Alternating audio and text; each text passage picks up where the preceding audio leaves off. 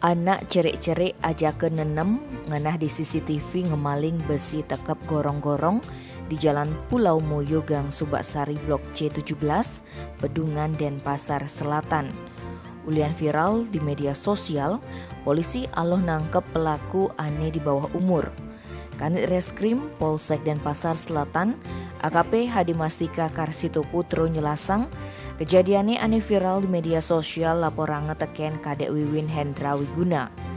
Kejadiannya ento duga Rabu 22 September sawetare jam 4 sanje. Pas ento, Hendra mar mulih uli Banyuning Singaraja.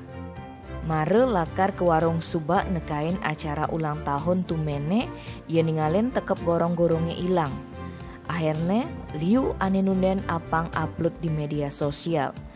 Tim Opsnal Reskrim Polsek Densel lantas nyelidikin kasus si ento. Hasilnya, pelakonnya tawange ngoyong di Jalan Ceningan, Sari nomor 4B, Sesetan, Densel. Duga Jumat 24 September, tim Anemadan Bajul Densel ngidang nangkep pelaku aja kedadua, EM ane umurnya 13 tiban, ajak JRM. Uli pengakuannya maka dadua, timpalne bakat bane ngejok buen pat-pat.